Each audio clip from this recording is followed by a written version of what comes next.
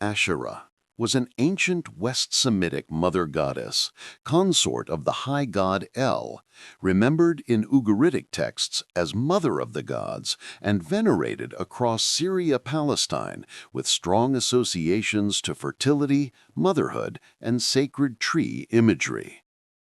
Inscriptions from Kuntiet Adrud and Khirbet el-Kom mention Yahweh and his Asherah, indicating that some Israelites or Judahites linked her to Yahweh in popular practice, though scholars debate whether the phrase denotes the goddess herself or a cultic object or sanctuary. In the Hebrew Bible, Asherah can denote either the goddess or a wooden cult symbol, often set up at high places and under every green tree.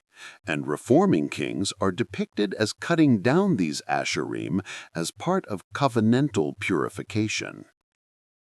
Claims about widespread temple prostitution in her cult are treated cautiously by modern scholarship, which acknowledges fertility-oriented practices while disputing firm evidence for institutionalized sacred prostitution. Ugaritic traditions chiefly present Asherah as El's consort and progenitress of the gods, and later translations that rendered Asherah as groves helped obscure the personal deity behind the tree or pole imagery. Astarte was a major West Semitic goddess, Hellenized from Astarte, whose cult spread through Phoenician centers such as Tyre and Sidon, and was associated with sexual love and war rather than straightforward agricultural fertility. Ashtoreth in the Hebrew Bible is a polemical reshaping of her name by blending it with a Hebrew word for shame, signaling prophetic opposition to her worship and to royal-led syncretism that introduced her cult into Israelite practice. Astarte's identity overlaps with Mesopotamian Ishtar and, in cross-cultural settings, with Egyptian Isis and Hathor, and later Greek and Roman goddesses such as Aphrodite and Juno, exemplifying syncretism where deities and rites blend across cultures. Popular descriptions of sacred prostitution are frequently repeated, but modern assessments urge caution, noting the lack of decisive evidence for institutional temple prostitution even where fertility-tinged rites are recognized. Queen of Heaven. The Queen of Heaven in Jeremiah denotes a goddess venerated in Judah with household rites including baking cakes and pouring libations, a domestic worship pattern explicitly described and condemned by the prophet. Jeremiah 7:18 depicts children gathering wood, fathers lighting fires, and women kneading dough to make cakes for the Queen of Heaven, showing coordinated family participation in these rites. Jeremiah 44 records continued vows to burn incense and pour drink offerings to the Queen of Heaven, with some claiming their well-being depended on these practices, a stance Jeremiah rejects as covenantal infidelity. The title is commonly identified with Mesopotamian Ishtar and closely related to West Semitic Astarte, reflecting regional syncretism that brought neighboring goddess cults into tension with exclusive Yahweh worship. Anat, or Anath, was a principal West Semitic goddess of war and love, renowned for youthful vigor and ferocity, and closely associated with the storm god Baal in Canaanite tradition. In the Ugaritic Baal cycle, Anat mourns Baal, collaborates with Shamash, the sun goddess, and confronts the death god Mot in a cycle emphasizing violent victory and restoration of order. Anat's cult crossed into Egypt, where New Kingdom rulers, including Ramesses II, favored her as a martial protectress, and later syncretism blended Anat with Astarte into the composite goddess Atargatis.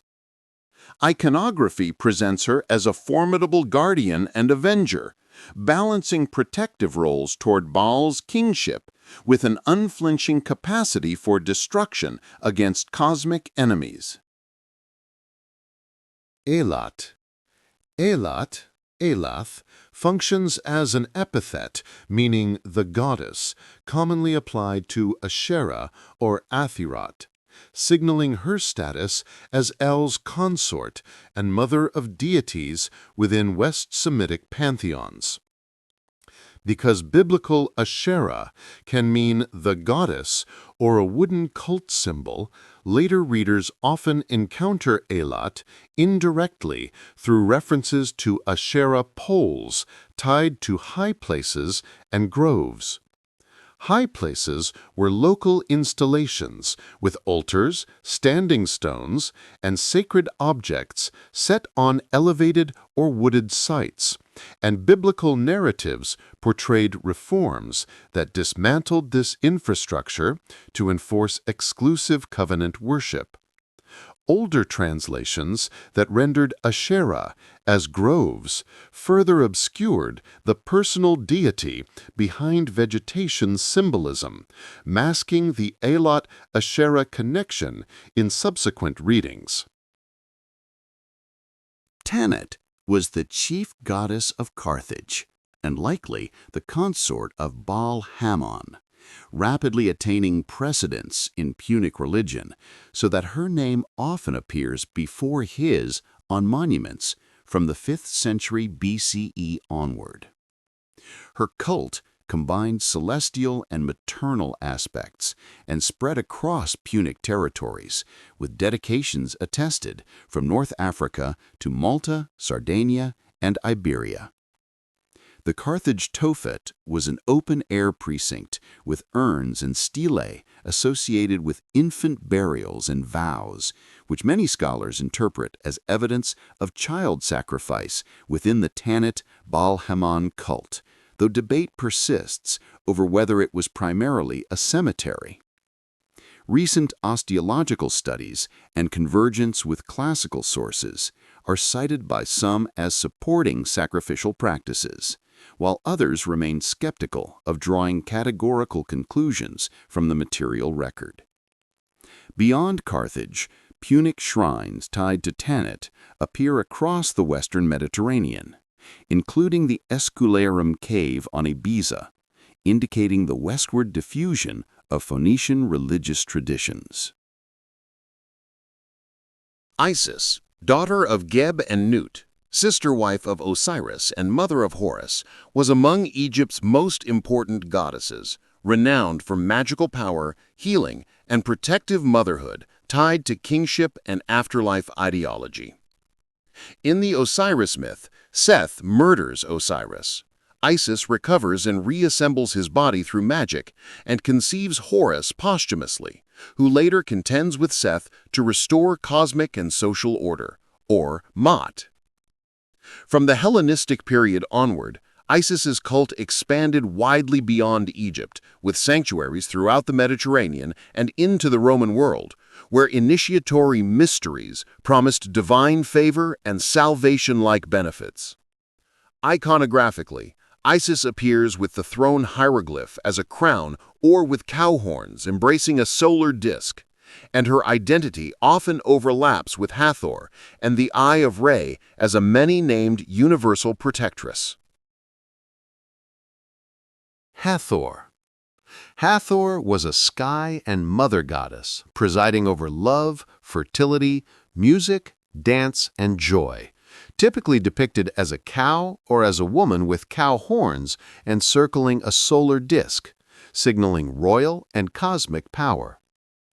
Her principal cult center was the Temple of Hathor at Dendera, elaborated in Ptolemaic and Roman periods, where reliefs and chapels attest to roles in kingship, healing, and festivals. As Eye of Re, Hathor carries a potent solar aspect that could manifest as the lioness Sekhmeth, whose pacification through red-dyed beer is preserved in the tradition of the heavenly cow.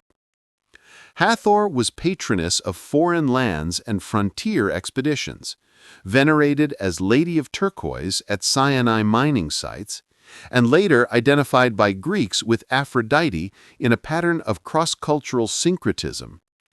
Her emphasis on sexuality and fertility parallels broader Near Eastern themes that biblical writers critiqued in neighboring religions, even as Egyptian theology integrated these powers within cosmic order and royal ideology.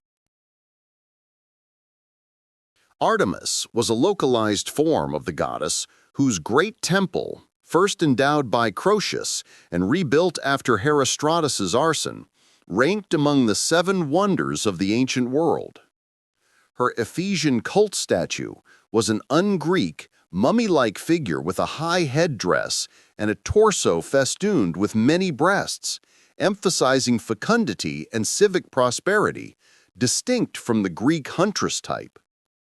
Acts 19 recounts a riot provoked by artisans whose idol trade was threatened by Christian preaching, crystallized in the shout, "Great is Artemis of the Ephesians," in the city theater.